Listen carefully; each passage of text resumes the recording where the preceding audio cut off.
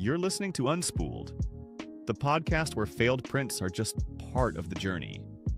Hosted by Corey from Moji 3D, the guy who thinks filament is a personality trait, and Steve from Layer by Layer, who probably has more spools of filament than forks. Every week we dive into 3D printing, making, and the occasional rant. So grab your favorite filament and let's get unspooled.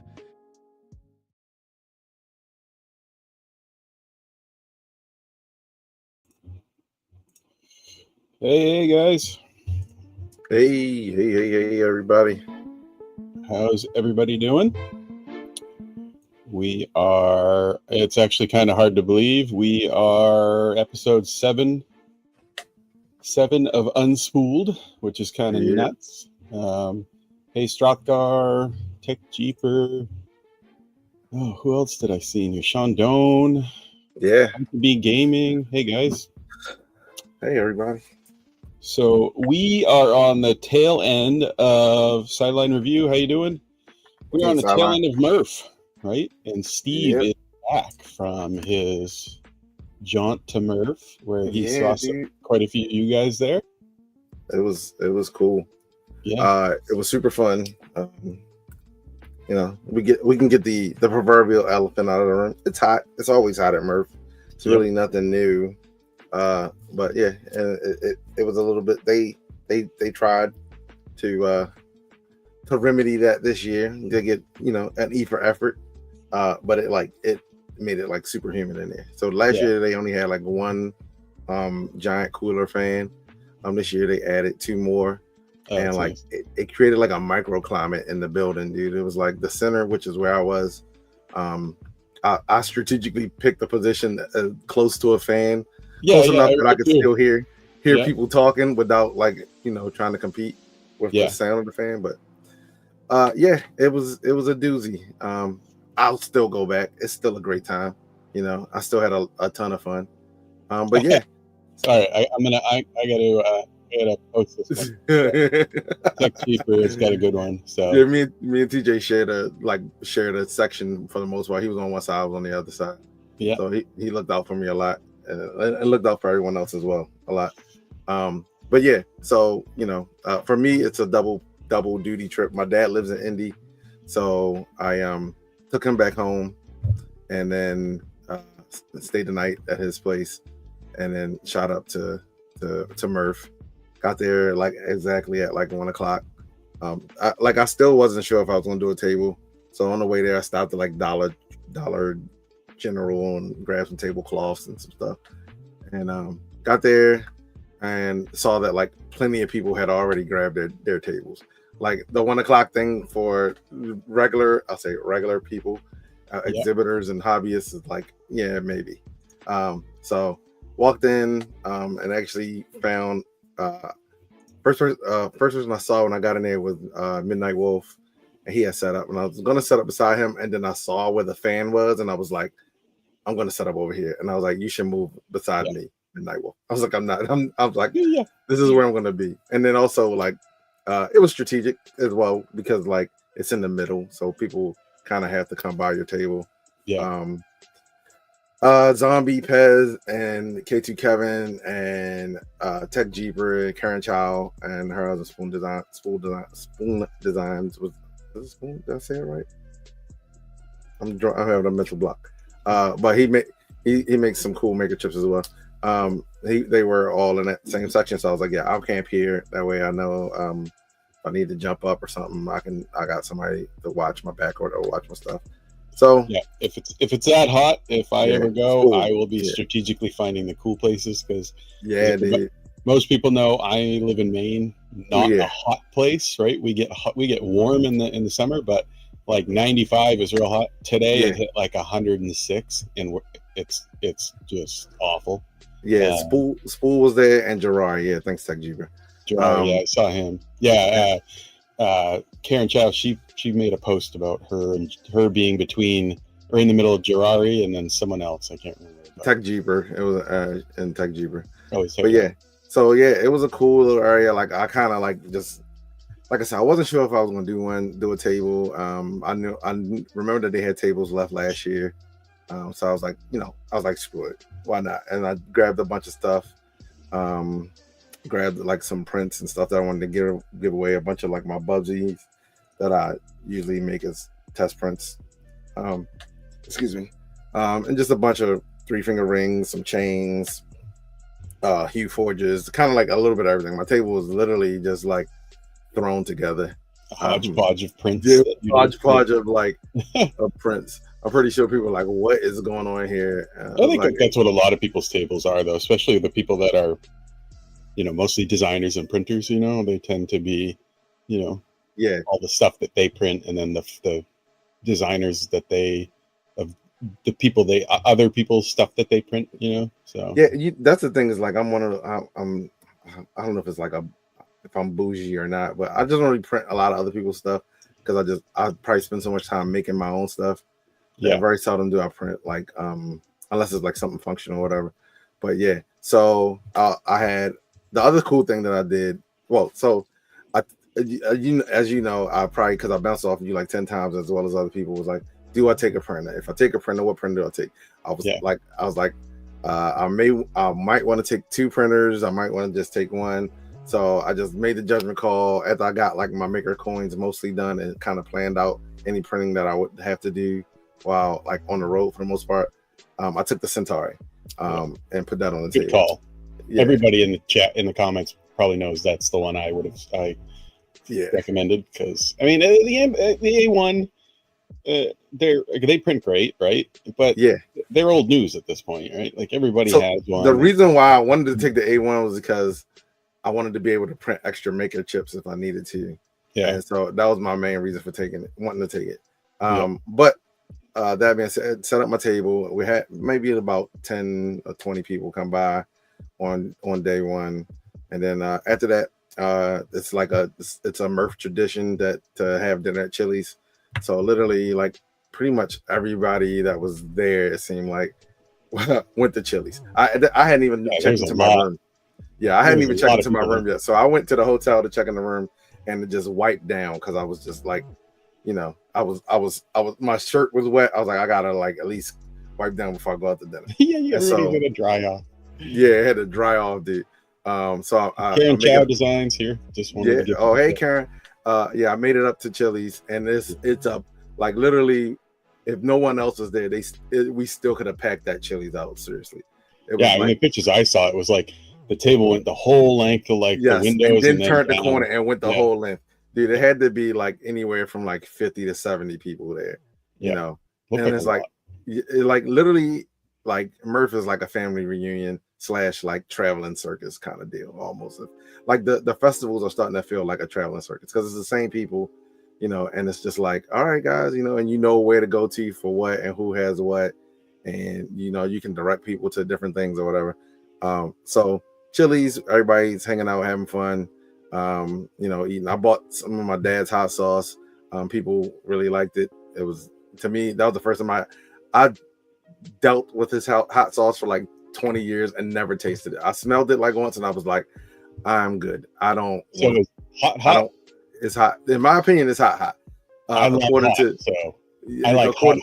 I'm gonna bring it. I'll bring some to 3D Printopia, and you can determine for yourself. Some people said it wasn't hot.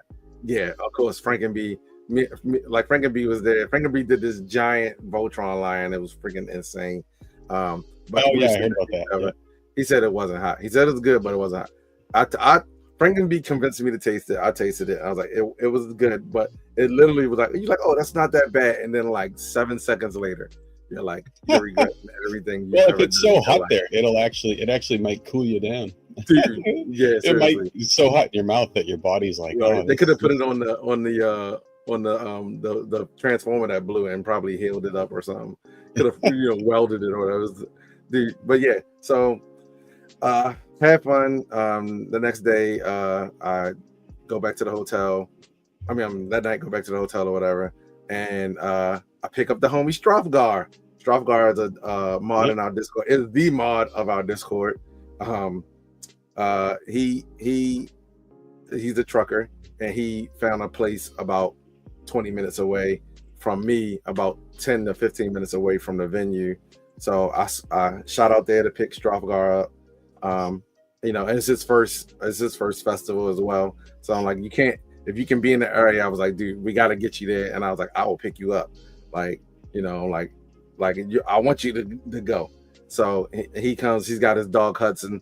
You know, we get back and he just, you know, he's camping at my table for the most part, and helping me out when I needed to run to the bathroom or something like that. And just all in all, like just hanging out. We had a good time. I babysitted Hudson a couple times. Hudson's a sweetheart.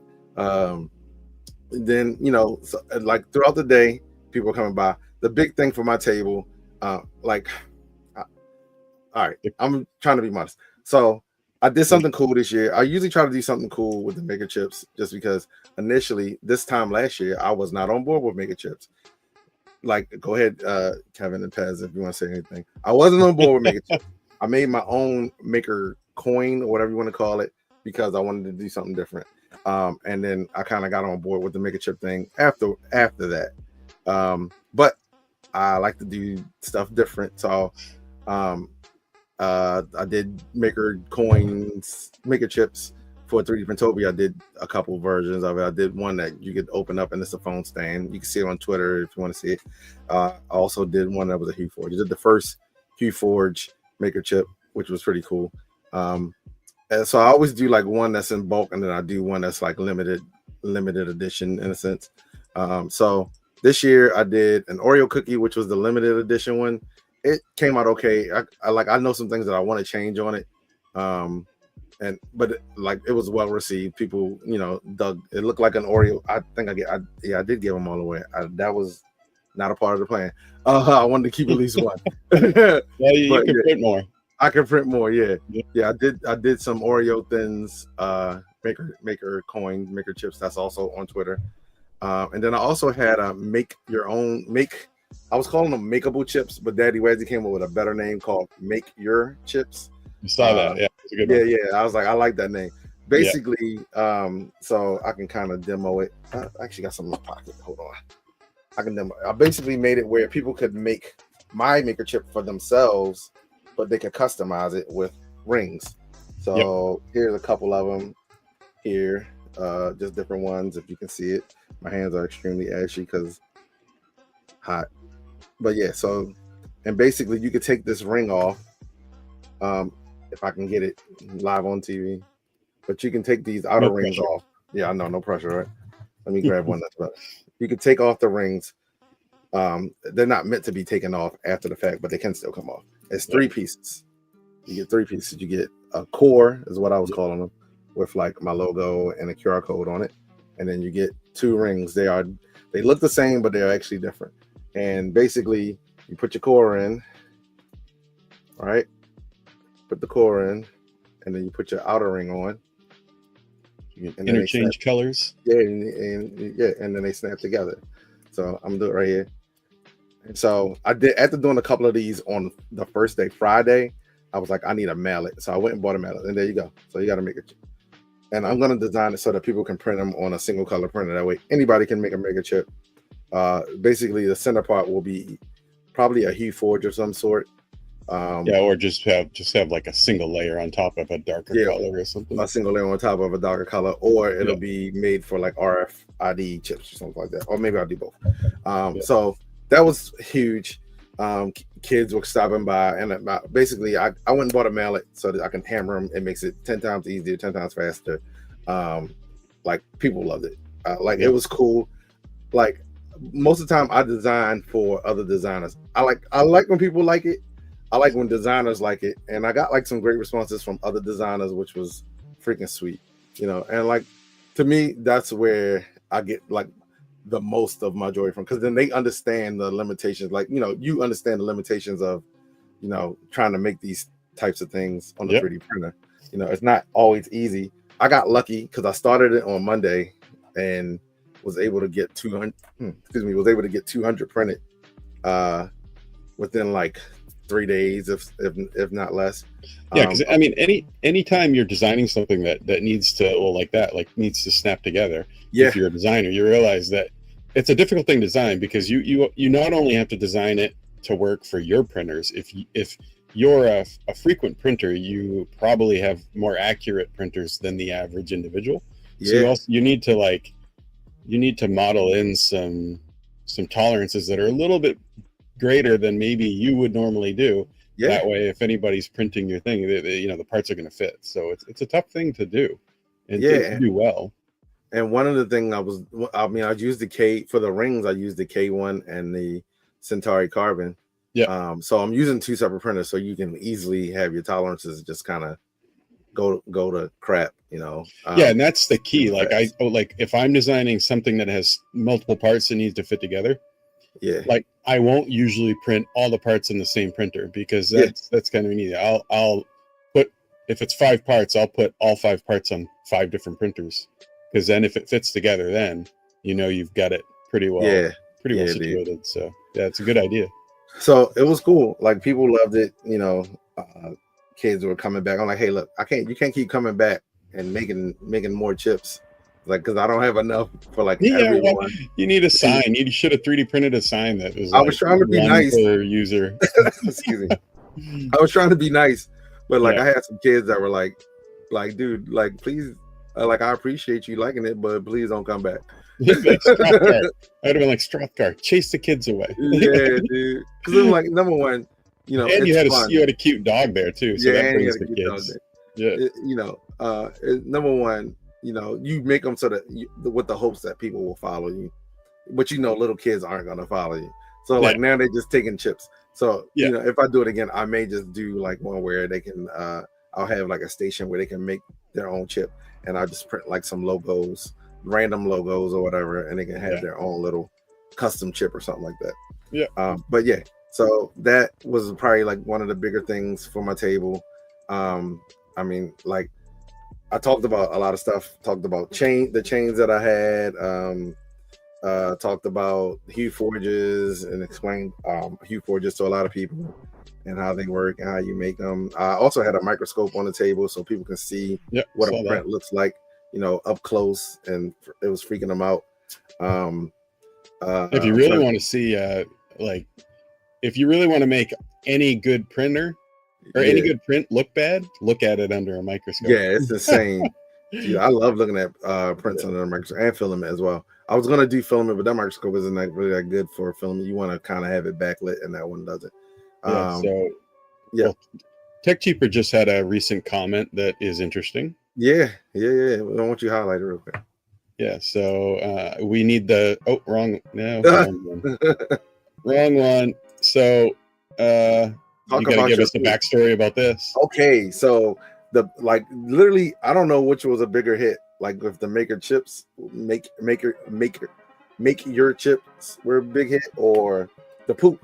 So basically, I have a t-shirt pancakes. Press. Yeah, the poop pancake, sure. Yeah, and I have a heat press, and so a lot of people were like, "Whoa!" I had these plates on my table that were basically filament waste. Wow, why did I do that? Because you did the L's. You did the L's, man. Go back. Yeah. Go back. So basically, it was filament waste. What else was it? Supports, and failed prints that I basically put on a t-shirt press, and I melted them down into plates. And it was a process that over the course of a day that I figured out, and I showed the progression from the very first one that I did to the very last one that I did.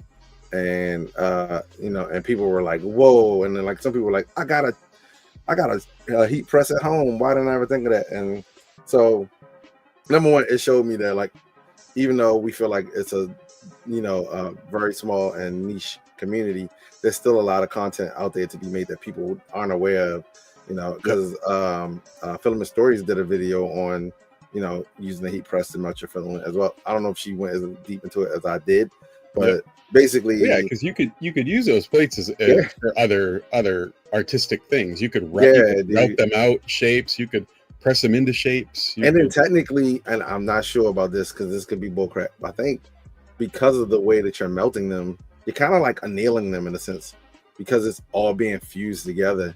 and then you allow it to kind of like cool down as well. So you don't. It's not like a regular print where you can break it because of the lines or because of the seams or because of the different parts of it. So you like get these pretty hard plates made out of like what do they call it? Homogeneous, right? Like you kind of melt everything. I used the word homogeneous so much this weekend.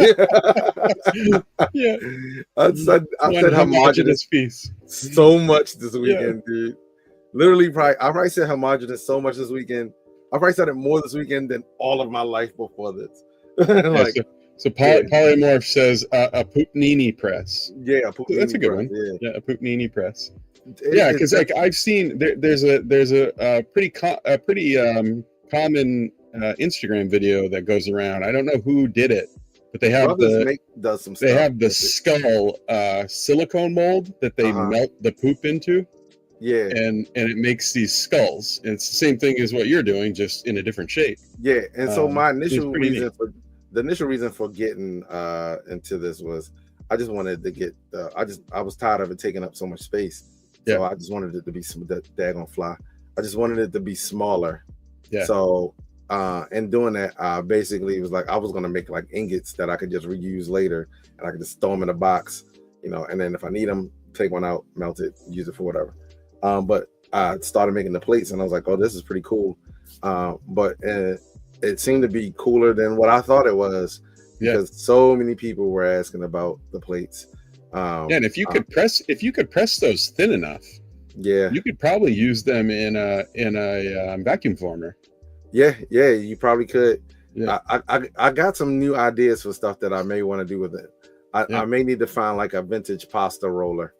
That way I can gauge the thickness and like make sure that like this consistent thickness across them. But I got some ideas and stuff I want to do. I also might need to get a CNC machine because I want to make my own dies for certain things. And I think if I get a CNC machines, they are coming out with the Milo V2 soon. Yeah, if I can version 2, and if I can make my own dies, that'll be cool. And then Zombie gave me an idea of like, hey, maybe try making a record. So I have been hunting for a master record or a record die or whatever they call them. Yeah, I found like a record company out near my job, so I may like swing by there and like, hey, you got any like old record masters that you don't want? I like, just give me one. I'll pay for it. I was like, I want to try something, and I may try it myself first, and then if not, take like the press out there and see if because all it is heat a press in a mold. Yeah, and like you can see some detail on the surface of it. I don't know if you can get down to the level of a record type detail, but because you'd have to make sure there weren't any like air pockets or inclusions in the homogeneous.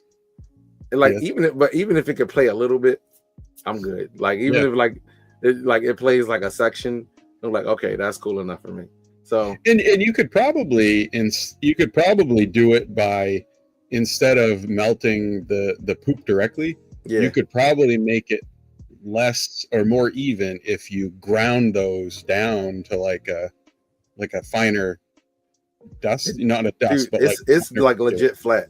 The only issue is that I'm using the Teflon sheets, and you can see the pattern of the Teflon sheet and the surface of it. So I would just have to make sure to use like something like wax paper or something in between it to kind of like parchment or something. Yeah, parchment paper to give it that smooth finish. But it would be cool, man. Like I may do some stuff with it for 3D Printopia. You know, be cool if you could actually do that to make a record. Yeah, you could do something with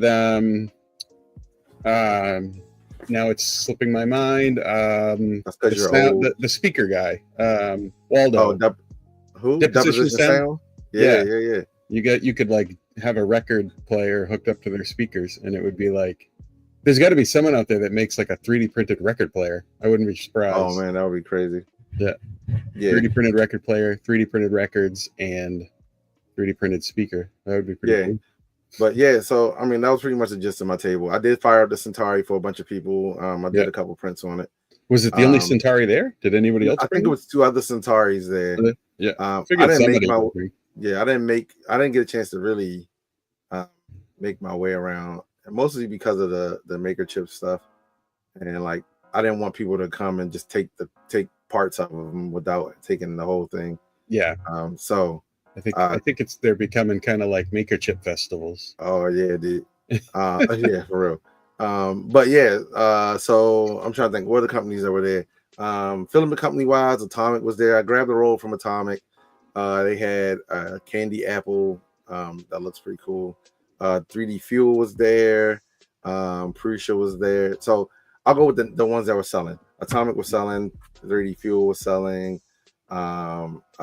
Central 3D, aka Mandala Rose, was selling. Green Gate, right? Green Gate was there. They were selling. And New Makers was there. They were selling. I think that might have been it. But EPAX, Frank and me. Yeah, EPAX. EPAX, EPAX I saw them on Shenanigans stream. I said that like how I forget EPAX. I bought 3 rolls from them. I love the EPAX stuff. They got some cool stuff. They got some nice silks. I don't do silks too much, but they have some cool, like I'll say like twinkling or emerald or cool like transitioning filaments or whatever. Tech cheaper. He liked them. You bought 6 rolls, dude. That's crazy. So Tech Jeeper. We'll start there. So from nowhere, actually, we'll start. Jirari had its cool.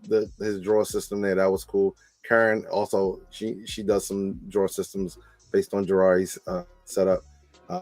So she had her stuff there. She was also making bracelets. I got my Karen Chow Murph bracelet on right here. Yeah. This other one is by Ari, Nicor's daughter. She I didn't get a bracelet last year, so she. Oh yeah, we heard about that. Yeah, I got one this year. I have not taken my bracelets off since. But yeah, Karen's cute. Karen's station was freaking sweet. She and Spool station. Spool made a maker chip that squeaks, aka because they do the TPU squeakers and stuff. Yeah, it squeaks. It was freaking amazing, dude. I was blowing that thing because my dog loves squeak toys. I was blowing that thing all day yesterday. My son was like, "Can I have it?" I was like, "No, you cannot." Did anybody do the whistle? Because we had talked about the whistle. Spool did a whistle before. Yeah, I was trying to do a whistle, and he did a whistle last year. I don't think he can make. He couldn't. Was it? No, he did a whistle for 3D Printopia. Yeah. And it's not easy getting a whistle mechanism in 3.5 million. It get real. You learn a lot about yourself and a lot about whistles trying to make a whistle.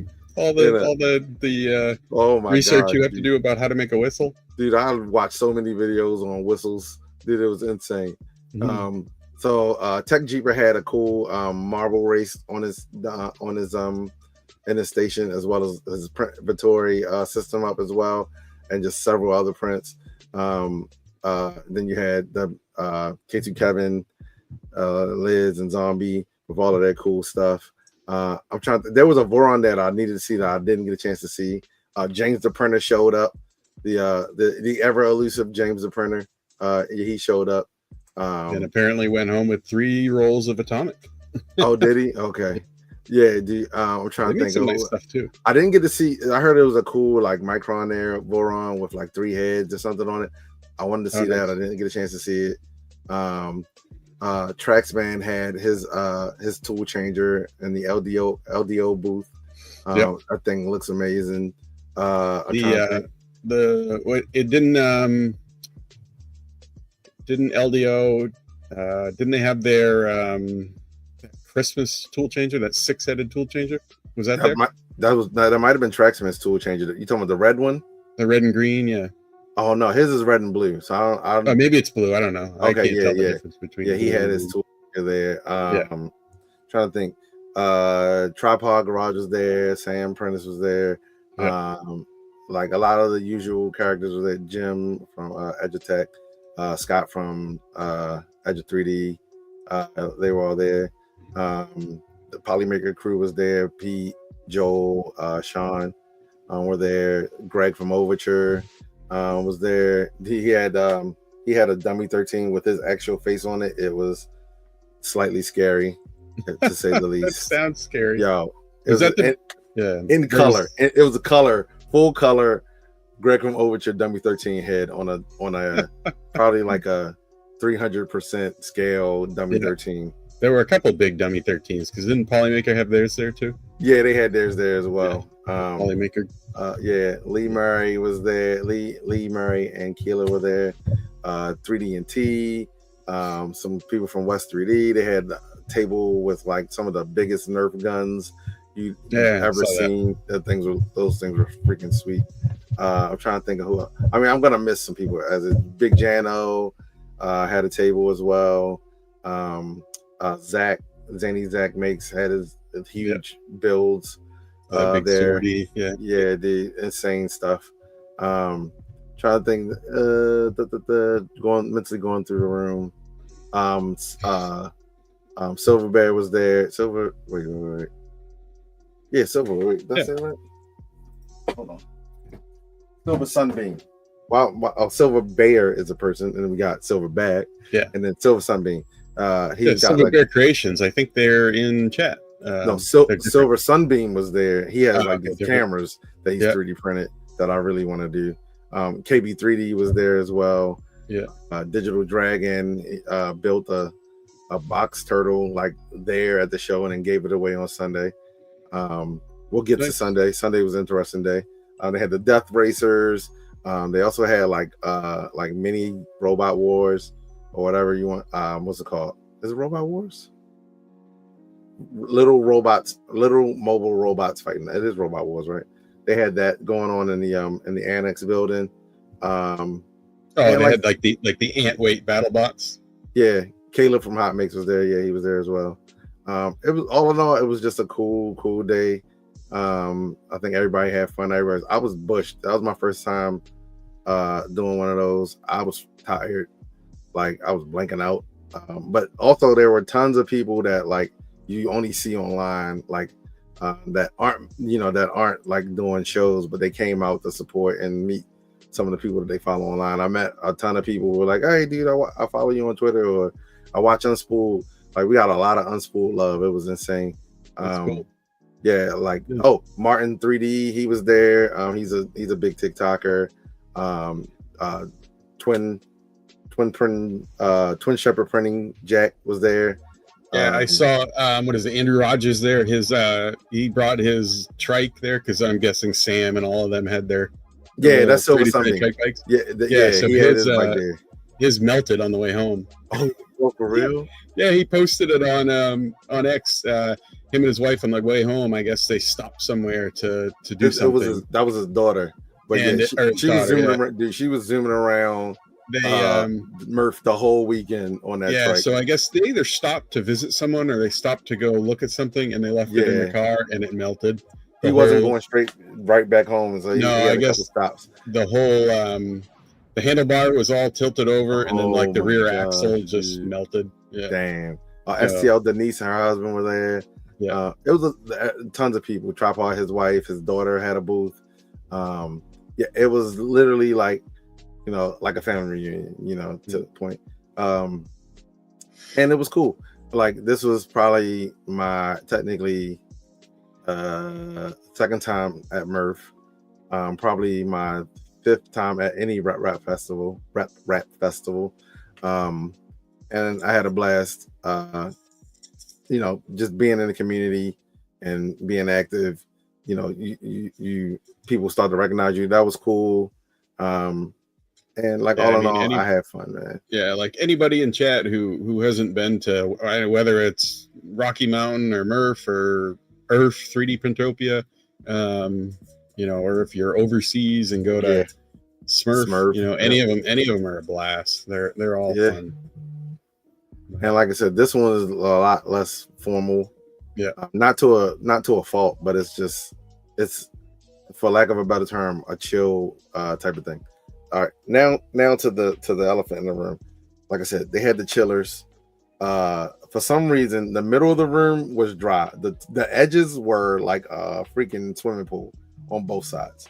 Like literally, I heard the wet floor. Yeah, dude. I nicknamed it the daggone hands. You got to turn the gestures. I turned it off. Oh my gosh, it's so. I disabled mine because we saw that stream. Yeah. So literally, I nicknamed it the ocean and Goshen. Yeah. It was just water everywhere. The downside of this is we all went out. Everybody kind of like split up, but people went different places to eat Saturday night, and then we come back in on Sunday morning, and I was like, I was ready. I was like, I'm coming. I'll get in there with enough time to like go around and record some booze, record some people, get some photos, and da da da da. I get there and the power's out. Like it's they got the side doors open, but like the power is dead. Unless you get your own power, you weren't doing anything. I heard Frankenbee powered up makers. It was like a Ford or something commercial in there. Yeah. He like plugged in the booth to his truck, and they were able to kind of keep playing games and stuff like that. But over the course of the night, like anything that could absorb water absorbed water. Like literally, oh yeah, like your boxes that your filament was in absorbed water. Your cardboard spools absorbed water. I had a pillow that I let that I put down for Strofgar's dog. It was wet. Like any and everything that could, like it just everything. Like the floors were kind of dry on the side, but not like bone dry. Up by everything else. Yeah, who knows what time the power went out? I don't know. Yeah, but yeah, dude, like, yeah, it was nasty. It was nasty. And I'd still go back. Like, hopefully none of the filament manufacturers got any like ruined boxes or anything. They probably didn't, but any filament that was out probably needed to be. I didn't dry. I printed with some Overture stuff yesterday. I didn't dry it out, but so basically, what you're saying is that if you live in Indiana, you're probably using filament dryers. Quite possibly. Dude, it was weird. Yeah, I didn't even know cardboard could absorb water just like over the air like that, but it sucked it all up. Yeah, and so it's going to be that wet in the air. Anything that's going to soak it up is going to. Yeah. See, you look at Karen. She's like, her paper grocery bag felt like cloth. It was weird, dude. Like it didn't take any time. And I heard STL Denise said that like some screws or something rusted overnight just from the so the post she made was a bolt fell out of Sam Prentice's trike, his little bike, his bike, and it I guess it rusted within like a matter of like overnight then, I guess not even like minutes. I guess there was like surface rust on it. It was crazy. It was fun. Like I said, it's when you know that going in, it makes it, you're like, I signed up for this. It's cool. My wife had bought me like a little air conditioning like neck thing or whatever, the little, and for Father's Day, and like she gave it to me, and I was like, what is this? I was like, I don't want this thing. Like this is a terrible gift. And then like when I got there, I was like, you know what? This is the greatest gift ever. Like I take it back. Like anytime I go to Florida, I got one of those like neck fans, the little neck thing with the two fans that blow up in your face. Because if not, I die. Dude, that thing saved my life, man, 100%. So, yeah. That being said, it was a great time. I would definitely go back. Like people had some amazing booths. Saturday night ends with like some drinking, some Nerf gun battles, shooting at drones, and nice. Tripod made this pulled pork that was freaking amazing. Saved my life. He was posting that on X that he was making bringing that with him. It was so good.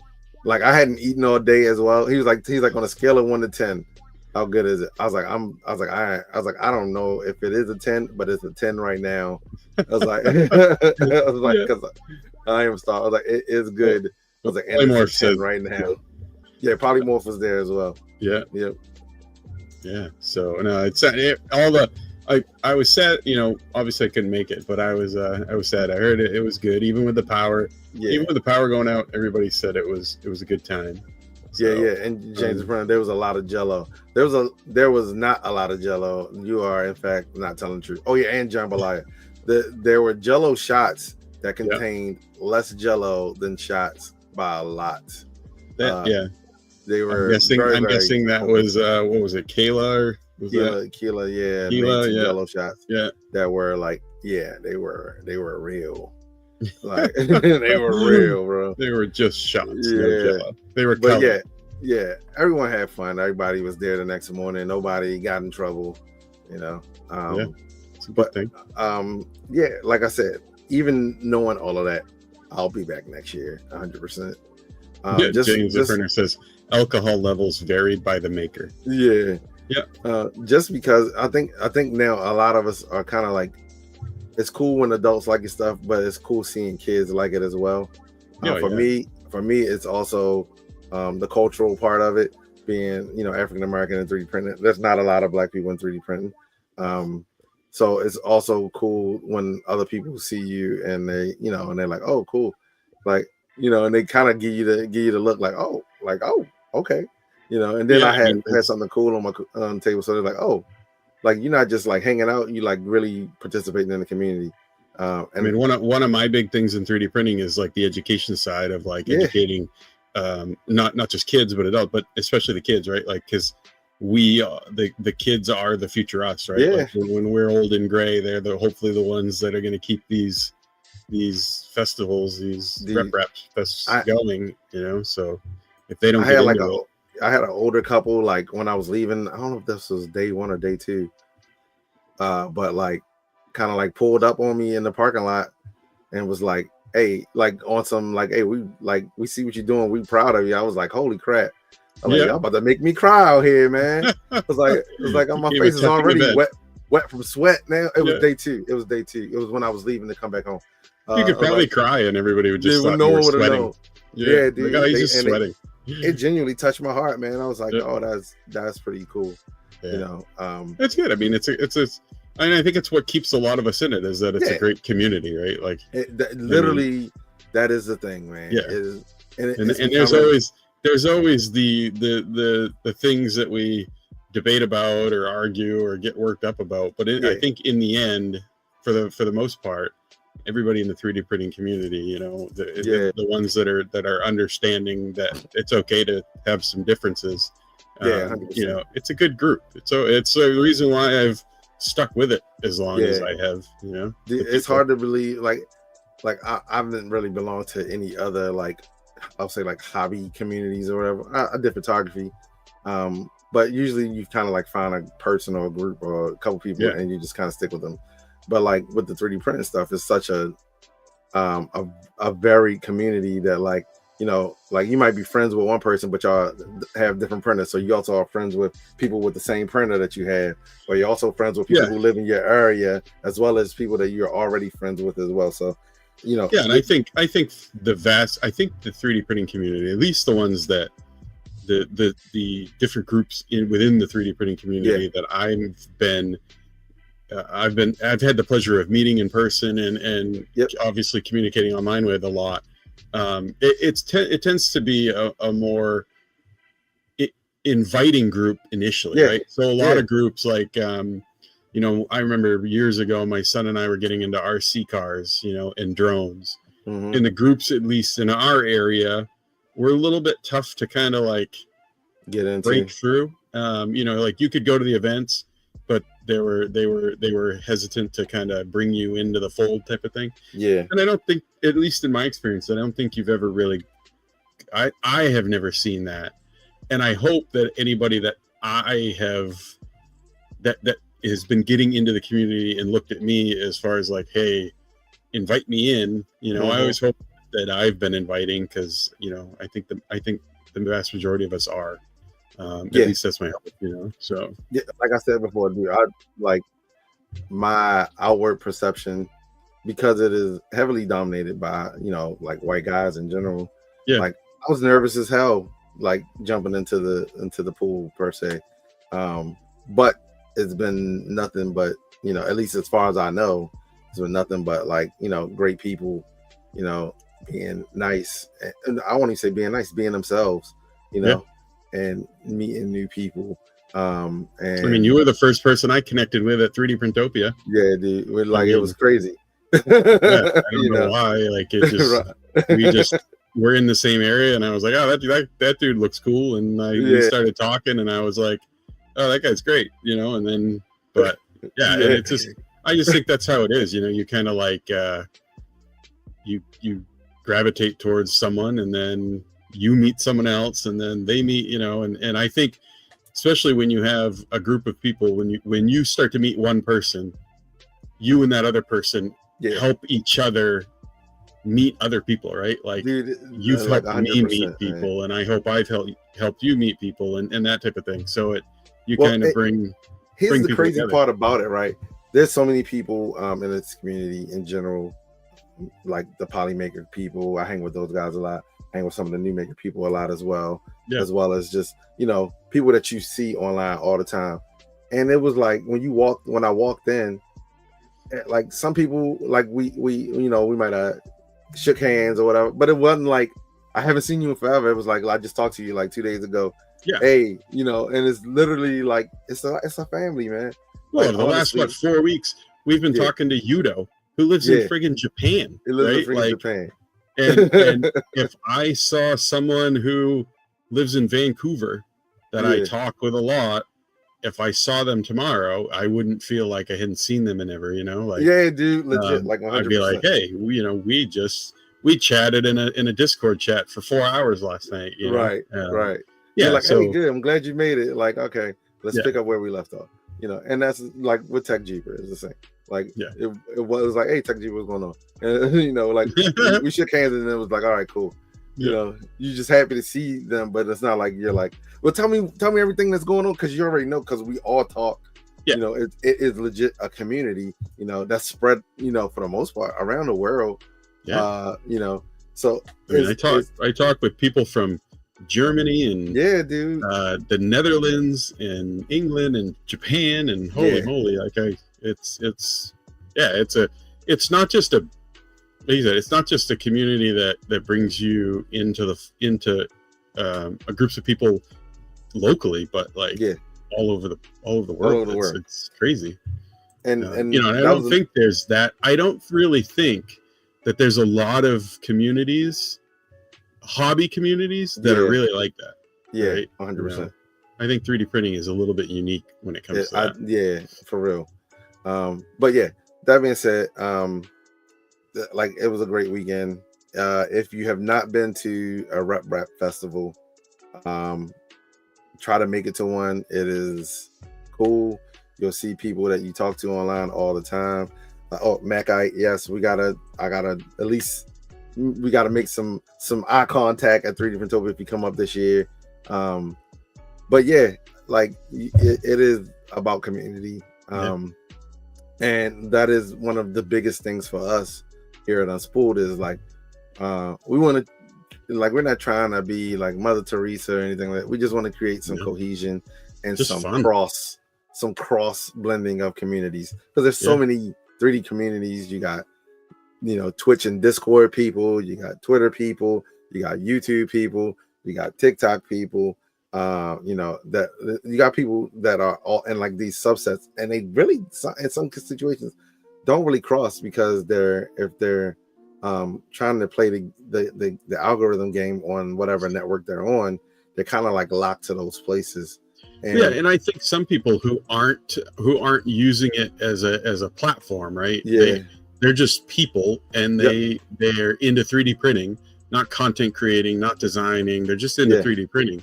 I think a lot of times they pick the platform that they're comfortable on. So one of the biggest ones is Facebook, right? There's a lot, because of the groups. There's so many people that are on the Facebook, but I'll run into a lot of people in the Facebook groups that I don't see on X or Instagram, or you know. So I mean, and I think that was one of the things that we had to talked about or discuss when we started this, was that trying to bring more of those people into the Discord world, the X world, the Twitch, YouTube, just trying to connect as many people as we can. And I think that in general is kind of what a podcast does, no matter what the podcast is about.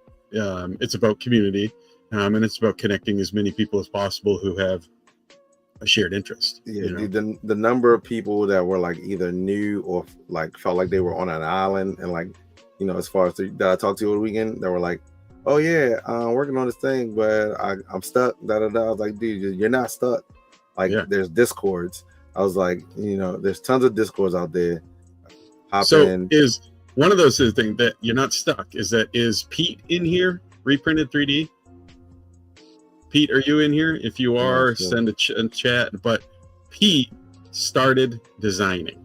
Oh, did he? Yeah. So if Pete, if anybody knows Pete, and if anybody talks to Pete there a lot, he is. Pete is always like, I don't design, or I can't design, or I don't know. Pete started his DJ rig design in Tinkercad. Nice. And is doing it, and he's going to learn it, and it's going to be awesome. And that's cool. There's so many people out here that can help him if he gets stuck. Legit.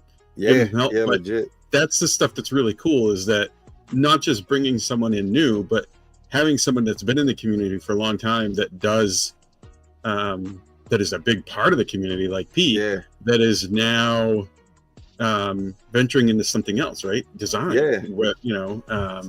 That's really cool, and like seeing people that were into 3D printing that are building Milo and now into CNC, or like Tech Cheaper with the lasers, and everybody else with the lasers. And it's once you get into G code and machines that are controlled by that, you don't have to just be pigeonholed into 3D printing. Yep. You can do all different types of machines and making with them, and that's cool. So shout out to Pete. I was very happy to see Pete take that on, because it's I don't think it's his first design. I think he has used Tinkercad before, but it's definitely an involved design, and I'm excited to see what he does with it. So 100%. I say 100% so much. I get so tired of saying 100. Say it so much. Yeah. So, we all have our sayings. So when I go into like every stream, I used to always say howdy. And then I was like, I say howdy too. That's hilarious. I'm from like Texas, Wyoming, or Texas, or some cowboy on a ranch, and I've never ridden a horse in my life. So I'm like, imagine how disappointed they are when they see that I'm the person saying howdy. I'm like, why do I say howdy all the time? So now I'm switching up. Now I just say hey. now I've turned into like what was the cartoon character when we were kids that always said hey. Can't remember now. Fat Albert. Yeah. Now I'm him, because I'm saying hey. 100% homogenous. 100% homogenous. Yeah, that's good. But so the other thing, let's get on to the other. Yeah. Go ahead. Murph is great. You guys are all awesome. Anybody who went to Murph, I'm glad you guys had a great time. The other thing we wanted to talk about in this stream, there were kind of two other things. One thing was the Qidi box, because they kind of have been. It was supposed to be like a Q1 2025 that the Qidi box for multicolor was supposed to come out for the +4, and that didn't happen, obviously, because we're after Q1. And I think now they're saying Q3, and now they're making posts about it, and they're going to be giving, I think, a couple of them away. They've been posting on Facebook, X, Instagram, basically everywhere. And so if you haven't seen that, check out Qidi's socials, because if you post, like, and comment, you stand a chance to win one. But it's kind of one of those multicolor systems that we really don't know a lot about. There haven't been a massive amount of leaks about it. It's a boxy looking thing. Yeah. If anybody hasn't seen it, not that there's anything wrong with the boxy looking thing, you know what I'm saying? So let's here. Wait, let me share.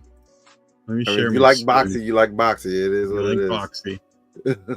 All right, let me share this. So in case anybody hasn't seen it, I mean, it's a boxy looking thing, right? I mean, it kind of matches the printer, so it does. Yeah, it matches what the +4 looks like. I have heard that it does not. It's not a filament dryer. Okay. So it's not like the Ace Pro or the new AMS Pro 2. So it's not a filament dryer. And I've heard that I heard both that it's not backwards compatible with the X series. So like my favorite Qidi printer is the X-Max 3, that it's not going to be compatible with that. But then I've also heard chatterings in some of the like official Qidi Facebook groups that it might be. I'm assuming there's a series of beta testers out there that already have this thing, maybe. But they've done a pretty good job of keeping it under wraps. But I'm going to say this: the 3D printing community, we need to get more hackers involved. All right, we'll have enough hackers in our community. Yeah, but nothing in the 3D printing community ever stays secret. We need more hackers, bro. We need people that's going to take these machines apart and get them working the way that everybody wants them to work. We need them. Yeah. We need some. We got nerds, but we need to hardware hackers. Yeah, we need some hardware hackers. Well, we get some people that do some pretty awesome stuff, but they're busy working on other stuff. there is a hack. There is a hack for the Ace Pro, so you can get the Ace Pro working on any Clipper machine. Oh, nice. There's a GitHub out there. I can't remember the name of it. If I find it, I'll post it somewhere. But yeah, it's a pretty simple hack, upgrade, mod, and then you can use the Ace Pro with any Clipper machine. So, which is pretty cool. But yeah, so this is the one that I'm kind of excited about. I hope that it's backward compatible with the XMAX 3. If it's not, I might have to end up buying a Plus 4. I don't really want to because it's not the size that I want. I wish that it was bigger, but the printer itself. But it seems kind of neat. And then, Pete said like the Big Tree Tech's VVD is also coming. That's another AMS multicolor thing. So this should be fun. Should be cool. So if anybody like finds out some inside information on this, or you see any linked information, make sure you post it and then tag Unspooled, so that everybody can see it, and we can kind of talk about it more. I've been scouring the bowels of the 3D printing internet, and there isn't a whole lot about it. I haven't been able to find any leaked information. I was trying to find the stuff on the Elegoo filament changing system. Still not really a lot of stuff out there. I think everyone's tapping the same resource. Yeah, they've been able to keep that one under wraps too. I did see a rendered image of it. Whether it's true, accurate, I don't know. Supposedly it was like a leaked rendered image of it. The only one I saw was the one where it's under a sheet. Yeah. So someone else on a Facebook group posted like a rendered image of it, and I screenshotted it, and then I don't know what I did with it. I lost it. I deleted it or something. But again, I don't know if it was just like a fan art render or if it was legit Elegoo stuff. But you had one job. Yeah. And it was to hold on to that screenshot. I know one thing. Hold on to that screenshot, and I failed. Yeah. So so Elegoo, Qidi box, the VVD, and then the co-print is still out there. But to be honest, I know some people who have it, and they're like, yeah, it works, but then that's it. Like I haven't heard a whole lot of like. Yeah, they struck a deal with Creality for like the older machines or something like that, but then I haven't heard anything else about it. Yeah, it seems to be one of the ones that just kind of like fizzled out. I haven't heard a lot of buzz around it, but I know a few people that have it, and it works, and it prints okay. The other one is the ADX, the FlashForge ADX5. 85X, yeah. Your 85X, yeah, that one. So I guess that leads us into the other thing we wanted to talk about, and there are kind of three printers that we wanted to discuss. One being the Fusion 3, the F200, the other being the Wondermaker, the Wondermaker ZR. So they have the ZR and then the ZR Ultra. The ZR is the ZR is this one here. It's kind of, or not this one. It's kind of a 85X. Why does it keep coming back? So this one here is kind of a 85X. Every time I click on the link, it takes me to the Ultra page, but it's kind of an 85X from FlashForge type of printer. And then you have the tool changer. Yeah, there it is. And then you have the tool changer that is, what is that? One, two, three, four? Five. It's 4 heads, right? Yeah, 4 tool heads. But why does that have an X? It says 4X tool heads. What does that mean? Let me go to the actual page. Why not just say 4? I think it's just 4 times tool heads. 20. It's just a 4 tool head.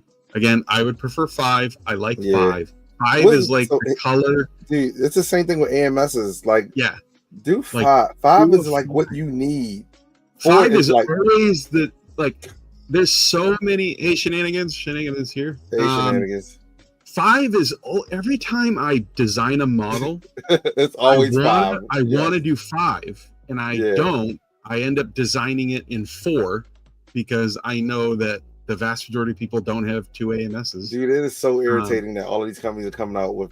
Do they understand? Like, if someone came out with a 5, just 5 rolls, AMS, people would go crazy. So, dun, dun, dun, dun. Everybody's probably seen this. Everybody, a lot of us have been familiar with ProForge back when they did the 4.2. Yep. So they have the ProForge 300, which is the 3 tool head, and then the 4.2, which is the 4 tool head. But they also have their ProForge 5 coming out, which is a 5 tool head, which is cool. The only issue with ProForge, I have had some experience with the ProForge 4.2. I do know somebody who owns one, and I have used it in person, and it's well built. It is a nice machine. Yep. Does print well, works well. It's 48 volt. It is all-wheel drive, so it has four motors for the gantry. It's a very nice printer.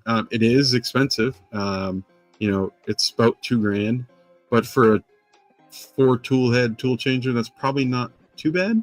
That's probably about right. You're not like SV08 with like the Bondec index cost, but it's not out of reach for some people. But I'm guessing the ProForge 5 is going to be like more like Prusa XL price, maybe. Who knows? But here's what we need. We need Bondex. Also, Bondex is at Murph as well. Yeah, we need them to drop that thing so that the market can adjust. Yeah. So one, I think somebody told me that one of the guys at Murph for Index said September-ish. Sound good. I don't know if anybody else at Murph heard him say that or asked and they said that, but that's the second time I've heard somebody say that they heard Bondtech say September-ish. So so Reprinted is saying October, November, they've been saying. So I know I've heard September twice, October, November. So I don't know, I guess anytime in that frame, it'd probably be smart to do it for like a pre-Christmas release, right? Like, because then once Christmas rolls around, I mean, let's be clear. They're not going to have enough units, and that's fine. We know that's what's going to happen. It's going to sell out. It's like hotcakes. Yeah, it's gonna like I don't even have a machine to put it on, and I want to buy it just so that if I do get a machine to put it on, I'll have it already. But it's gonna sell 6 machines that I want to put it on. Oh my gosh! Yeah. And I'll probably have 1 or 2 more by the time it releases, but I have 6 machines that in theory I could put it on. I think I'm going to put it on my SVO. I'd like to put as many as I can on my SVO8, and then I'd also like to put 4 if I can fit it on my Infomec TX. Yeah. So I don't know if I'll be able to fit 4, but I think it'll cause kind of like what Bamboo did, and then what everyone did in response to Bamboo is adjusted the market. Look at the Centauri, look at all of the new printers that you can get for nowhere near the price of the equivalent Bamboo machine outside of the AMS, but still. And I guess that kind of brings us back to this, right? Because this is the machine that a lot of people are talking about. It looks good, right? I think it looks like a Prusa Core 1. Yeah, legit. But it looks good. I'm sure it prints good. I've seen some prints that it looks like it prints well. Yeah. It's a nice looking machine. It's made in the US, which is kind of neat. But when I look down through it and I look at the specs and I look at about everything that's on this, for $3,200 to $3,300, I just don't get it. Yeah. This marketing here, that's is hilarious. Complete BS. Dude. So I don't like this type of thing. Is that if you're coming out and you have a good machine, and it's already overpriced really for what it is, and I don't, and yes, you can say you and they can't say. I keep hearing people that say, "Oh, well, this is a commercial printer." Well, if it's a commercial printer, you're not going to say this. Nah. Right? They're obviously gearing it towards consumers as well. Absolutely. Maybe commercial as well. But at $3,300, there's not a single thing that this printer can do that I can't do on my Centauri Carbon for $300. I mean, can your Centauri Carbon print 150 plus materials? Yes. And have endless possibilities? Yeah. So I don't think so. If we look down through this, right? The only thing that this printer does that a lot of enclosed Core XY new gen machines that are coming out that can't is this, right? You got 140C on the bed. Not a lot of printers can do 140C. Yeah. But the issue with this is that it only does 320C on the tool head. Yeah. So any material that you need to print that requires 140C, you can't print because the tool head doesn't get hot enough. Yeah. So if you look at this, right, this is the certified list from them of material that this can print. There is not a single filament listed on this printer that you cannot print on $300 machines. My Infomet can print it. Yeah. My P1S can print it. My Centauri Carbon can print it. My K1 can print it. Yeah. There's nothing listed here that justifies a $3,300 price for a, and I say, consumer printer, right? Dude, 100%. It blows my mind. So I just don't know. Would I love to have one of these machines? Oh, absolutely. I'm sure it prints great. But for $3,300, I could buy a farm. You could buy a farm for that much. You can buy a Prusa for almost that much. Like with 5 heads. Like a little bit more, and I could get an XL. Yeah, dude. Or I could buy what? Almost 3 X1Cs, or an XL that might be made might be put together in America. Yeah. So I don't get it, and I've heard a lot of people talk about this. I've heard it being discussed in a lot of different 3D printing communities. Yeah. And I just don't understand. Now, I might someday get my hands on this machine, and I may say, "Holy crap, this thing's amazing, and it's worth $3,300." So I don't want to talk. I hate to talk this much about it because it may be worth it, but I just don't think it is. I think for let's on the level that they are kind of like trying to punch at, and even like let's take out the consumer part. They're trying to punch at the production level. Most companies that probably are going like high-end production level are probably using like Prusas, like government and stuff like that, are probably using Prusas. And if you would have to compare this to the Core 1, and you can still buy 3 of those for this price. Right? Because if you look down through this, like a 5015 blower, great. Yeah. Every printer has that or has something equivalent to that. Yeah. Dual side cooling, again, kind of standard now. 100% tool head cooling. I don't even know what the hell that means. I don't even know what that means. Isn't that like every printer right now? So hardened extruder gears, great. Dual-sided feed gears, again, nothing. Short filament path, 52 millimeters. That's not short.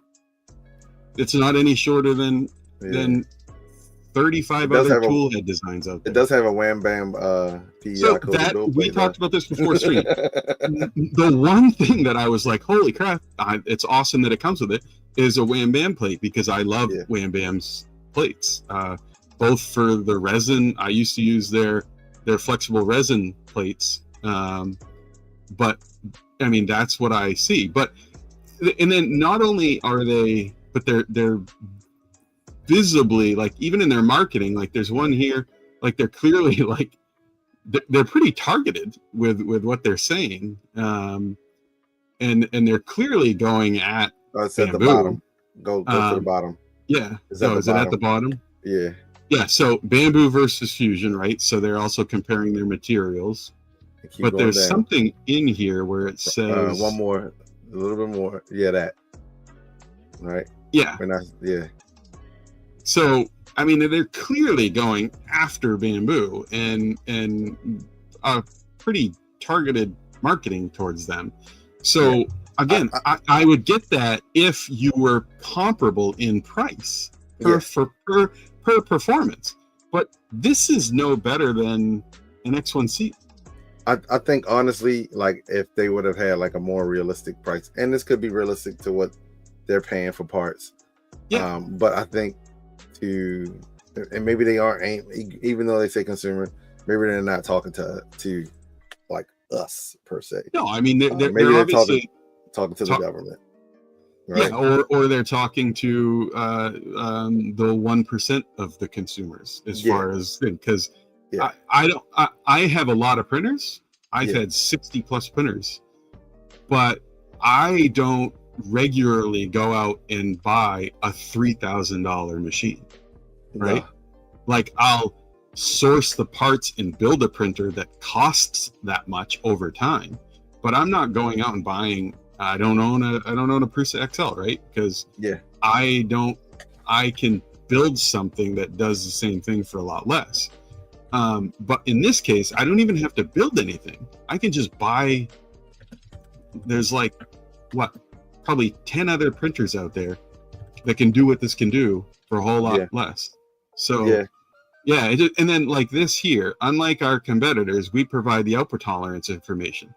Almost all manufacturers now say 1 to 0.3 millimeters. So just because you're saying 0.26, again, not proven because I haven't tested it, but that's not a part tolerance that's out of the realm of possibility for any other new gen quality machine, right? Like my X1C is going to get that part tolerance. And we're not trying to tear this company apart. No, we're definitely we don't not. Even have that kind of pull. We definitely do not. But I would love to see a more realistic price as well as less I'll say like mud raking type of stuff. I think if you got a great machine, it'll sell itself, and if you got a great price, it'll sell itself as well. Look, the Centauri is a perfect example. I'm not saying they got to make this a $300 machine. If it was a $600 or $700 machine, I think people would be willing to take a chance on it. I even think this might be fine in the $1,300 range. It depends on to me, it would depend on the upgrading path, like what's coming down the line.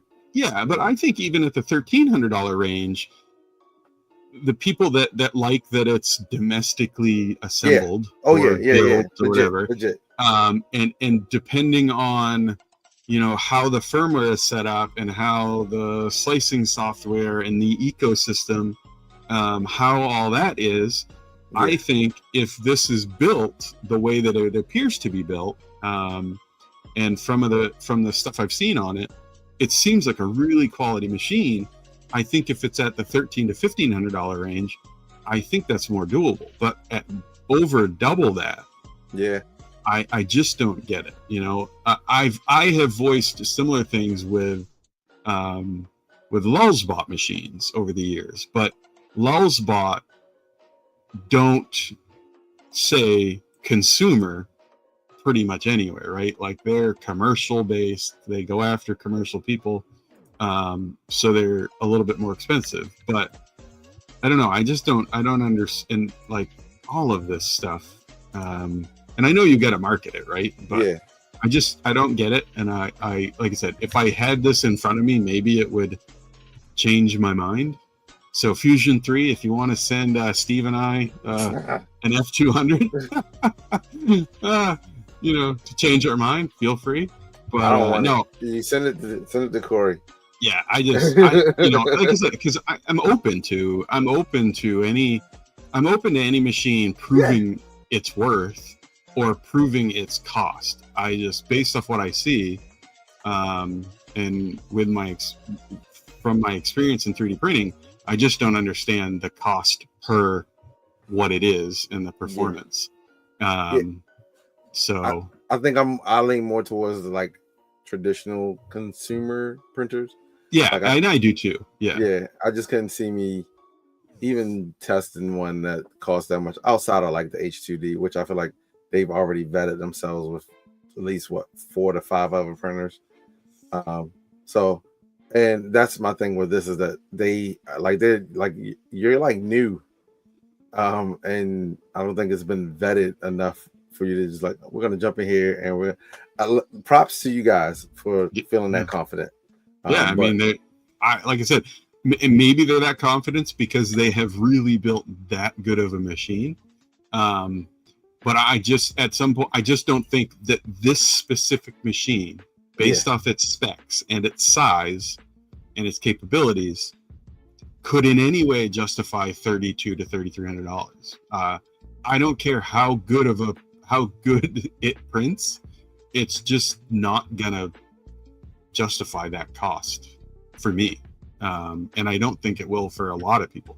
Now they have other printers, right, like this thing, and again, buy or request a quote. I have heard rumblings that this is like multi-thousands and thousands of dollars, but this clearly, if you look down through the specs, it seems more like a commercial machine, but the F200 definitely does not. It just seems like more of a Prusa Core 1 that just happens to be 3 times the price. So they keep trying to, like, all day long when I would look at this, the thing would pop up and it would say, you got any questions? You want to chat? And I so wanted to ask so many questions, but I didn't.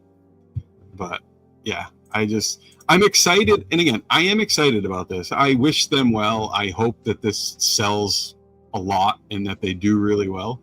And I hope that it's worth, I hope that whoever buys this printer feels that they got the value that they were looking for what they paid. I just won't be buying. Yeah.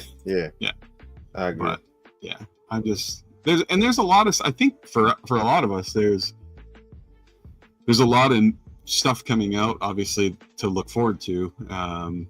I am somewhat excited about this. I am a little bit I'm always leery and hesitant about Kickstarters because I've done some Kickstarters in the past, and they've bit me. So I tend to only back a Kickstarter if it's money that I would just be fine with losing, which is whatever. It's the cliche everybody says about Kickstarter. But I like the tool head. We all ask. So I have heard a lot of like negative comments about this, about it being a Kickstarter, and that a lot of people, I've heard a lot of people say like, oh, they're not showing any videos of it actually working, of an actual printer, of it actually printing.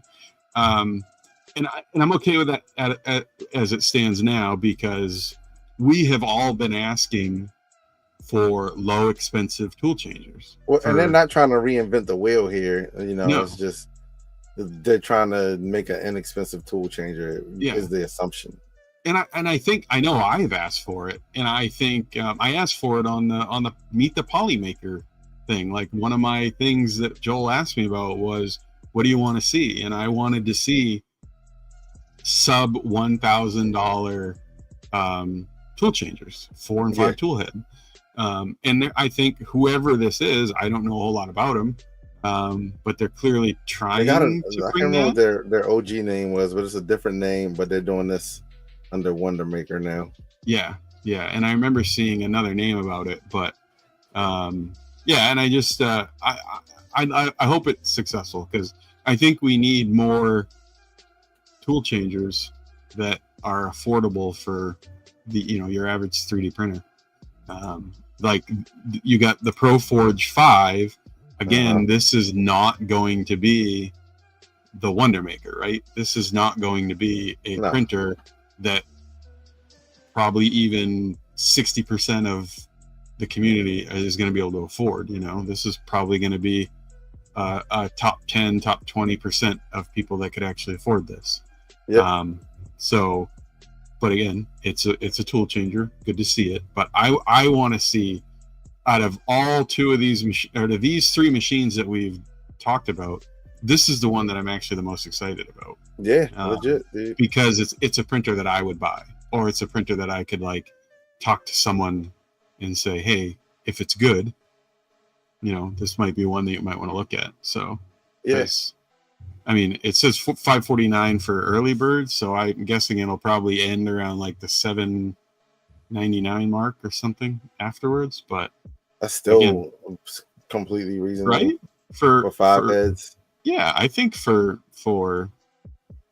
is it 4? Yeah, 4. So 4 heads. Is it 4 or is it? Oh yeah, 4. Yeah, 4 tool heads. Yeah, but for 4 tool heads, I think that's a good price. I would pay that. Yeah. All right, I rambled on and on, but no. Speaking of things that we haven't seen any proof of yet, the Loop, the filament recycling system. Oh yeah, it's been like a year now. The first person I saw post about that was Uncle Jesse. Yeah. So I had seen some big marketing stuff about it, but the first person that I actually saw that talked about it was his post. Yep. I think he did a TikTok video of like, is this thing real? Yeah. And did he end up getting one? I don't think anyone ended up getting any yet, because I don't think it's even. What? Hold on. Wait. Sorry. Pete said he got an update from them this week, but I don't think no one's seen them. Like, I'm not doubting that it. Like, I'm on the optimistic side of like, hey, maybe they are doing something that no one else was able to do. I just need to see the proof. And so if they can like just show us it works, I think they have the community behind them. And like, I hope that it works. I think it would be great, because like I have experience with the ArtMe 3D, and that will make filament, but it's not user friendly. Like it's not an easy thing to get set up and working right. So if that works how they said it was, and they did do a stream, I think it was a TikTok video or something, where they showed it, and it was like they ran through it. Did they actually show it working? Because I remember they were supposed to do one and it got delayed. So it didn't. It just showed the machine. They actually didn't run it, but it showed the machine because, and it was. I think it was a direct response to Uncle Jesse's video about this thing real? Because at that point, people had only seen renders of it. Yeah. And they had showed it, and it was a legit machine. And I signed up for the like notify me of your updates and stuff. And I get them. I don't ever look at them. I probably should. But it is interesting. It would be cool. I think that's one of those things like the Filabot, right? Is that other $20,000 filament maker. And it would be cool to be able to, for the everyday person, for not $20,000, to be able to grind up make filament either from fresh pellets or from recycled stuff, and to be able to you okay? Are you muted? Oh, so yeah, I think it would be cool to be able to make filament. I mean, how many of you guys in chat would, if you could get a filament maker for a reasonable price, would you recycle your own prints and failures and poop and all that, or use fresh pellets, and would you make your own filament? Like, because I think I've talked to some people and they're like, no, I wouldn't even bother. Why would I? I'm just going to buy a $12 spool of PLA. So I think some people are like, why would I even bother? It's a lot of work when I can buy filament for so inexpensive. So I think it's kind of a hobbyist niche. Yeah, it like like I already recycled my filament, not back into filament, but into plates. I like, for me, the first thing I saw was the blender. I'm like, let me just get the blender. Yeah. Like, I'll be happy with that, you know. So like I think it's the what's the word I'm looking for? It is the white whale of 3D printing. You know, it's like, it's the Moby Dick. It's like the thing that, you know, people want but never got, you know. Yeah. So if we could get it, everyone would be super excited about it. But I think people have been let down by machines so much in the past that we're like, okay, it's not gonna work, you know. And it's just a tough thing. Like, a lot of people have made filament, but it's not an easy thing to do, to make it good and to make it a consistent diameter, and to make it easily printable. Like, probably the best thing that's out there for that is not even using pellets or recycled filament. It's using bottles, and that's the Recreator 3D. Like, that works, and you can create pet filament out of bottles with a Recreator 3D for pennies and print with it, and it prints fine. So it's just, I think you're right. The white whale is a good way of putting it, is that I don't know. I'm a tinkerer. I'm a 3D printer and a tinkerer. So in Polymorph says it, sometimes you don't need one more thing to research or learn. And he's not wrong, right? Like, the tinkerer and 3D printer in me, I know that I have enough projects, right? So do I need something else to try to work with and learn? Probably not. Now, the ADHD person in me says, heck yeah, give it to me, right? I want to learn it. I want to do it. But I probably don't really need it. And I'm not sure if I did have a loop, and even if it worked well, I'm not sure if I would even, I'm not sure if I would use it regularly, right?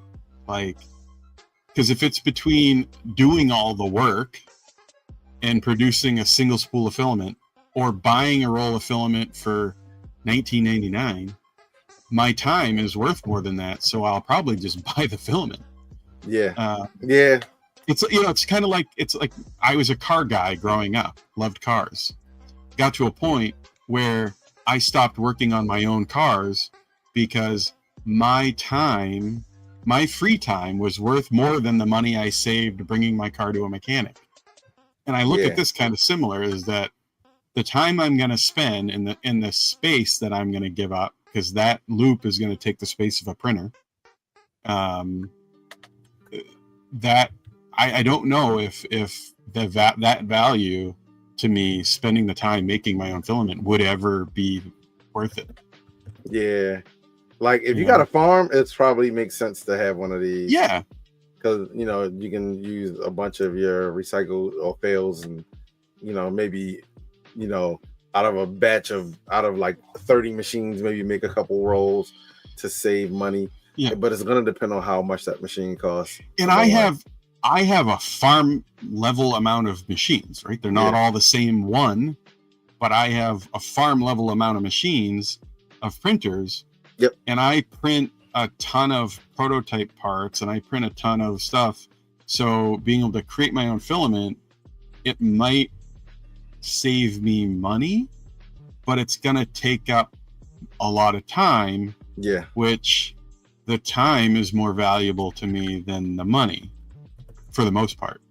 I think because, like, they had a cool thing going, and it looked legit. They had people, and it looked like, you know, they knew what they were talking about, but now they've taken too long. Yeah. I think, like, if you say you had a machine that works, like, it's been almost at least a year, if not more. Like, if you really want to push this thing on to people, you got to show and prove. Yeah, because at this point, everybody doubted it in general. Yeah. And at this point, you've taken so long. It's kind of like the you're like, nah. What was it? The Frozen Arco, right? Like the Frozen Arco, that their printer and multicolor. Now, if you back that in Kickstarter, they're just now starting to send the Arco out, but it doesn't have I don't even know. It doesn't have the multi-material with it. That's coming later. So, but I wanted to back that, and I almost did. No. But at this point, even if it's good, in the frozen resin machines are great, right? And they have a very strong like dental presence in their dental resin machines. And they're a good company, but it doesn't mean that you have to do everything in 3D printing. And my consumer confidence in the Arco and its ability to run with their multicolor is seriously challenged with the time. The same thing with the Anchor Make, right? The color engine. Yeah. They were going to do the 6 filament color engine, and everybody was super psyched about that. The M5 was great. M5, 5M, M5. I can't even remember. 5MC. I had the one without the screen, which was the C. But then they basically just shelved it after they couldn't get it to work. I give them props for shelving it though. Like, they could have released it. Yeah, they could have dragged people along. And then we'd eventually been sitting here talking about how trashy it was, but they pulled the trigger and said, "All right, we're just not going to be able to do this." And stop making printers altogether, right? Yeah. So Chase Money, they're kind of the opposite of me, right? So they're saying for sustainability and making your own filament, he saves all his leftovers, supports and all. And the time for him would be acceptable as long as the initial investment of the loop isn't too much money. And it would make sense to like pay the machine off over time. And I think a lot of people are probably going to feel that way. Is that if it works as good as they say it's going to work, and you're just able to just pump spool after spool, like if the thing could do 2 spools a day, then maybe it'd be worth it, right? Yeah. But if it could only do 1 spool a week. So I don't think anybody's trying to sell the filament that they make from. It's just going to be probably your own use. Like for me, it would be, if I were to use it, it'd be like, okay, I hate this roll of filament and I hate this roll of filament. Let's throw it in there and make another roll of trash filament. One homogeneous roll of filament. One homogeneous roll of filament. Yeah. You get 2 separate 1 kilograms into 1. Yeah. And I think in those cases, it has its use. I guess a lot of it comes about as how much that costs, right? And I haven't seen a price on it. Have you or Pete, anybody in the comments seen a price? I haven't seen anything about the first thing that popped up in Google when I typed in loop, it auto-filled to loop filament recycler cost. Yeah. So there's a lot of Reddit posts that are saying in the $2,000 range. I'm seeing 15 to 2,500, 2,000 Canadian. So, I mean, who knows? These are just Reddit, but the loop is priced at $24.99, according to voxelmatters.com. Dude, I remember I wish I would have bookmarked it, but I did like a search on YouTube and found another machine very similar to the loop from like 7 years ago. Yep. And I'm wondering if it at all is related to this machine. And I've not been able to find it again since then. So this is voxelmatters.com, and this is May 2025. So, I mean, it's not too old. Yeah. And somewhere in here, it's going to say, so the loop is priced at $24.99. Again, I don't know if this guy who wrote this article, David Shear, has inside knowledge and if that's accurate or not. But, I mean, for me, I'm not going to pay $2,400, $2,500 for that. No, because I mean, it's just not. It's going to take me years to pay that off because I know that I'm going to produce a roll of filament and then I'm going to shelve the thing for 2 weeks. Yeah, and then I might dig it out again. Yep. Yeah, and like Chase Money says, it renders, right? So a lot of them appeared to be renders, but we did see a video. I did see a video where they physically had the machine, and it looked different than this. If I remember right, it was all black or like all one darker color. It wasn't silver, so it was clearly just a prototype or something. But it looked different it looked the same but different, just color wise. Mm-hmm. But and again, the video they didn't do. Oh yeah, Philibot. But I mean, for me, $2,500 is too much for it. But not for what will be the equivalent of a $19 roll. Yeah, I mean, you're gonna buy a lot of filament for that.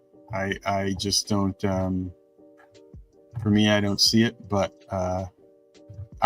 for me, it would just be about like just having it and saying that I've done it. Well, you also need the experience. You need the real material as well. So not only is it just your scraps, you also need the raw material. Well, and that's another thing, is that I'm not really good at. I print a lot of different material, right? I print PLA, PETG, PCTG, polycarbonate, nylon. I print the gamut of the technical filaments, and I am not good at separating at all. Yeah, and I would never be good at that. Because space is a premium for me, and until I build my new shop, I don't have the space to separate all that out.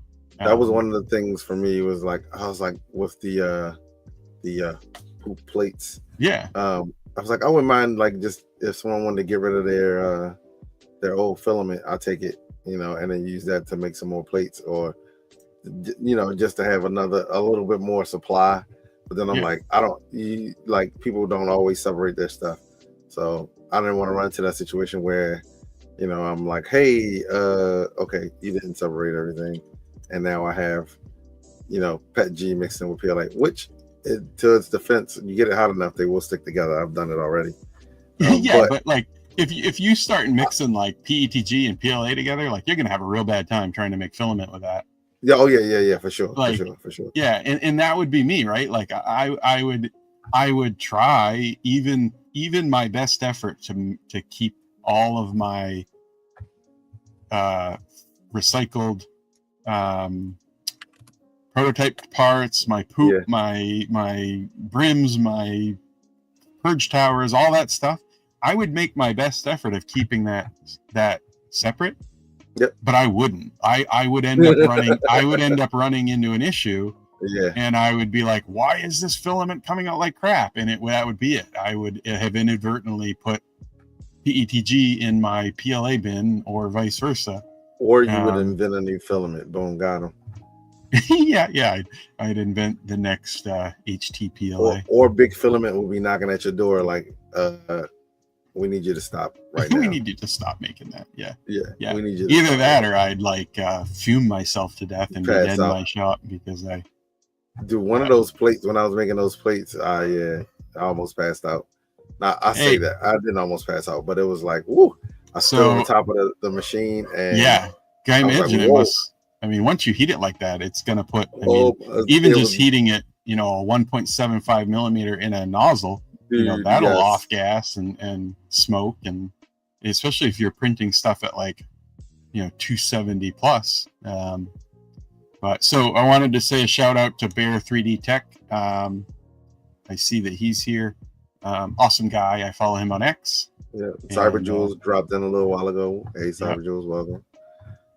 Good people. Lots of good people. Yeah, it's what is it? We've rambled on for what? We're 15 minutes over time. We are. Why didn't you guys stop us?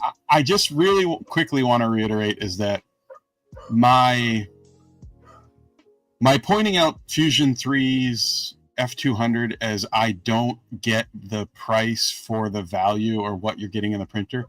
Please don't mean that I'm being negative about that printer, because I'm not. I hate it. No, I'm kidding. Yeah, I want it to succeed. I hope that whoever buys it, it's worth the price that they pay for it.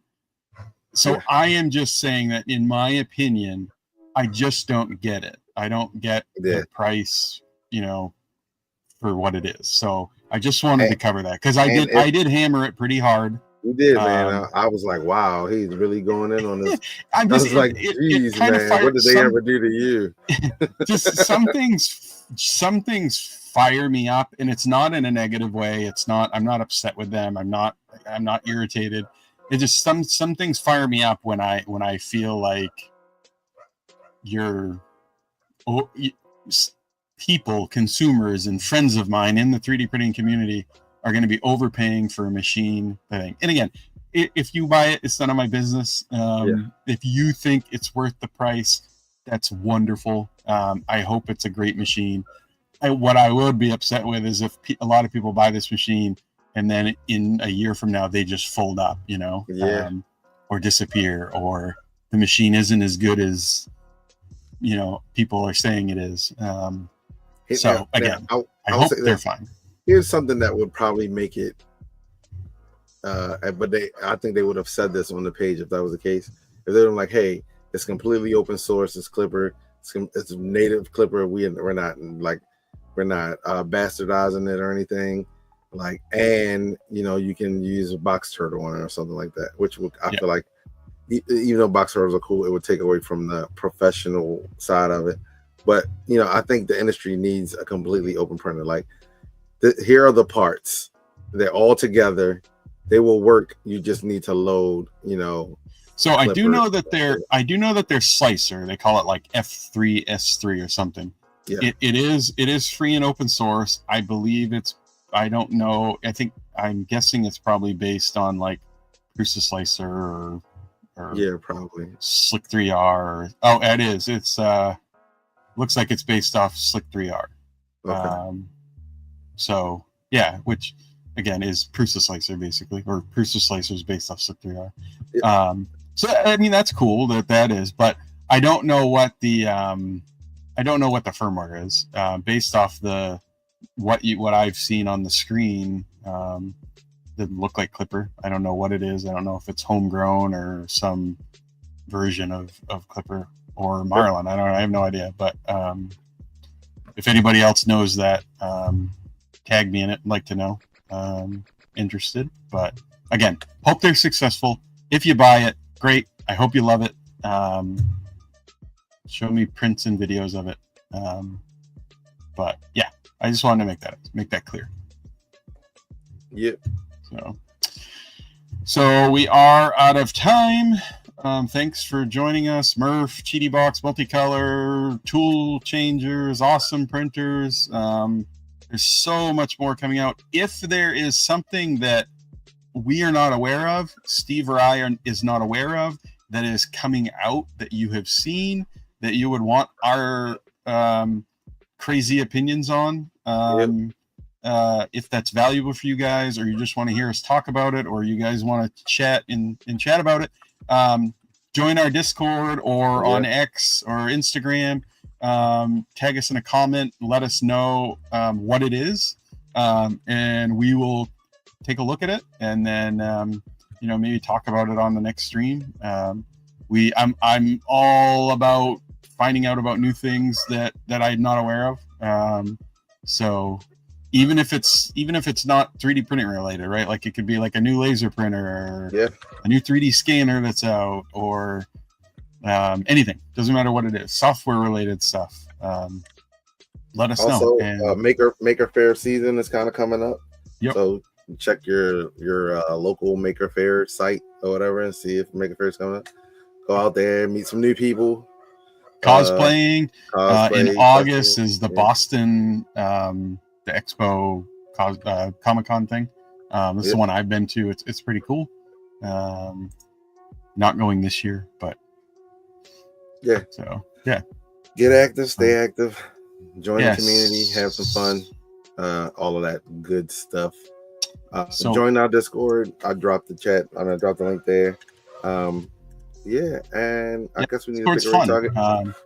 3D Printopia, September 27th through the 28th. I will be there. Mojo will be there as well.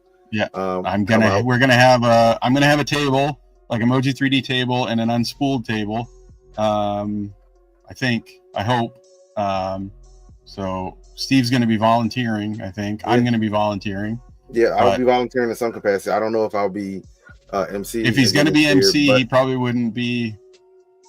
We might be able to do some Moji/Unspooled / Layer by Layer. We might be able to. Who knows? Maybe we can get a table near the booth or something. Yeah, So, but we'll figure it out. We'll be there. So. But start making your plans if you're coming. Yeah. If you're planning on coming, start making your plans. Book your hotels early. Book your hotels, really, because they do fill up. Yeah, and check on that booking regularly, especially if you're at certain hotels. Yeah, check. Yeah, even a day before, check. Yeah. So, we should probably raid. Yeah. To Jano's on. We rated Jano before. I think he's the only one on, isn't he? Is he? Hold on. Barello's always on. Yeah, we can't raid in the maker deck though. I guess we could. No, I'm talking about regular Barello. Oh, is he on? Yeah. Oh, but he's doing vibe coding a vintage retro Commodore thing. Let's see. All right, let's. Jano might be it, man. Yeah, let's. He's gonna get tired of us after a while. Like, look, he's a good guy though. I have actually never met him in person. Oh no. Fedor's on. Let's raid Fedor. Oh yeah. Yeah, let's raid Fedor. I didn't even know he. Yeah, he does Twitch now. I didn't even know that. I love. He's been doing it for about a month. I'm guessing he's still 3D Print SOS. I gotta follow him. I'm not following him on. Another awesome guy. Yeah. Also from Maryland. Boom, got him. Yeah. So yeah, a fellow crabber. A fellow crab. I guess if that's what people outside of Maryland call us. I found out that crabs were a thing when I went to 3D Printopia. Yeah. All right, so we're gonna rate. Yeah. All right, thank y'all for coming out, hanging out with us. We appreciate you. Bye-bye. Go do something awesome, and we'll see you guys next week. Cool.